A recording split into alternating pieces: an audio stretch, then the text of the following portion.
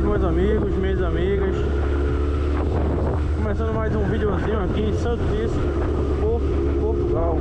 Vou falar aqui sobre a continuação do vídeo anterior, quando a pessoa chegar em Portugal. Os primeiros passos é abrir o contribuinte, que é o NIF, número de inscrição fiscal, e basicamente buscar um serviço, né? As pessoas também abrem uma conta no banco, tiram o andante, que é o passe do transporte público, tanto o metrô quanto o ônibus. Também tem o trem, que são chamados aqui metro, comboio e autocarro. Então assim, pessoal, bem rapidinho, o contrato de trabalho aqui é um pouco diferente do Brasil. Por quê? Aqui não tem carteira assinada. O que tem aqui é contrato de trabalho por escrito. Existem 3 tipos de contrato de trabalho. Isso é muito importante, pessoal. 3 tipos de contrato de trabalho. Quais são eles? É o contrato a termo incerto, o contrato a termo certo e o contrato sem termo. Vou explicar aqui a diferença dos 3. Contrato a termo incerto. Antes de explicar ele, eu tenho que explicar mais 2 situações. O trabalhador em Portugal, como no Brasil também, recebe férias, e o Brasil recebe o 13º. Aqui é chamado subsídio de Natal. Porém, é facultativo para tanto o empresário quanto o colaborador, isso é em conjunto, escolher se quer receber esse valor por inteiro, integralmente, no mês do ano. No caso das férias, é em agosto, as férias aqui em Portugal. E no caso do subsídio de Natal, como já diz o nome, é em Natal, em dezembro. Então assim, tem essa opção de receber integral e também tem a opção de receber em duodécimos. O que significa duodécimos? Duodécimos é esse valor dividido em 12 vezes. Vou dar um exemplo. Se você é assalariado, você vai receber um subsídio também em base do salário, que é 635 euros. E esse valor, se for receber em duodécimos, vai ser dividido em 12 vezes. E é um valor que você vai receber junto com o seu salário, com o vencimento. Então assim, é uma forma que eles utilizam muito no primeiro tipo de contrato que eu falei, contrato a termo incerto. Isso tem uma vantagem e tem uma desvantagem. Muitas pessoas não falam isso. Como eu falei, aqui a gente vai falar a realidade. A vantagem é que mensalmente você vai receber um pouquinho mais. Isso aí é óbvio. Você vai conseguir tirar aí 1.000 euros, 1.100, 1.200. Depende do emprego que você está indo, depende da empresa. A desvantagem é que se você faltar, como qualquer outro também, mas se você não cumprir o horário, é cortado. Se for chegar o mês de férias, você não recebe, porque já está recebendo integralmente. Muitos aqui até dizem que você não tem direito a férias. Não, você tem direito a férias, só que ela já está paga.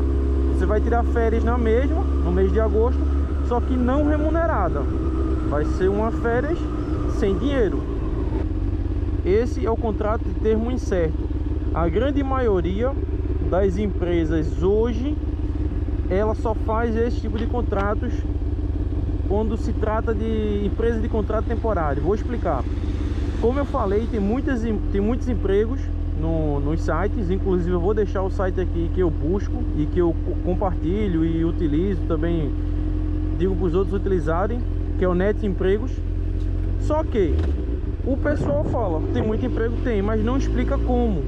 Vou explicar.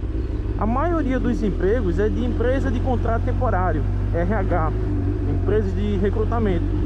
Então assim, essas empresas, elas sempre fazem contrato a termo incerto. Qual é a outra desvantagem do termo incerto? É que a pessoa pode simplesmente botar para fora sem ter um aviso prévio. Alguns contratos ainda tem um aviso. Alguns contratos ainda tem aviso prévio de 7 dias e tal, mas só que eu falo em termos de estabilidade, você não tem.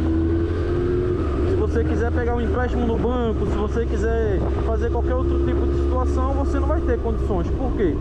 Porque o contrato não lhe dá essa segurança. Então assim, fica um pouco difícil,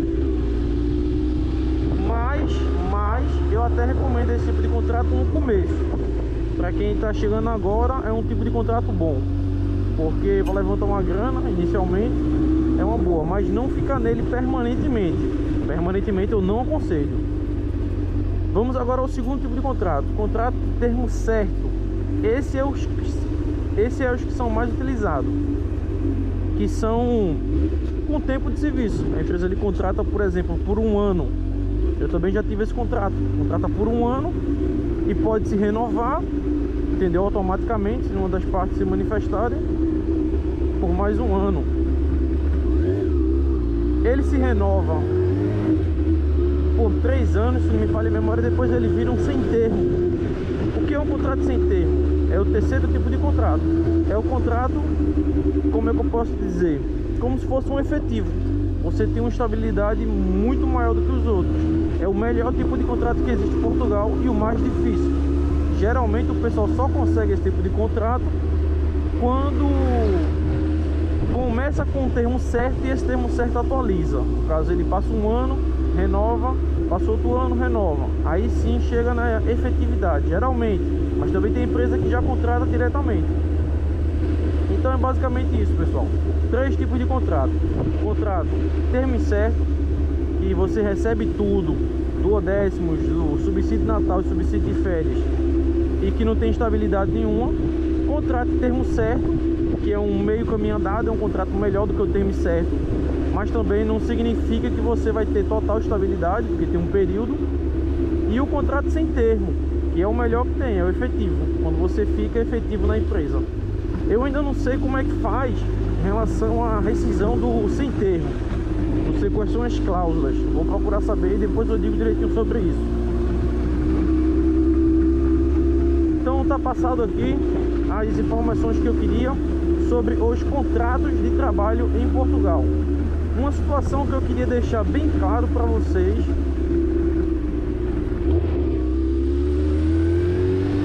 Deixar bem claro é o seguinte, pessoal: quando chegar que você abrir seu contribuinte, você vai ter uma morada fiscal do seu representante. Alguém vai ter que assinar para você.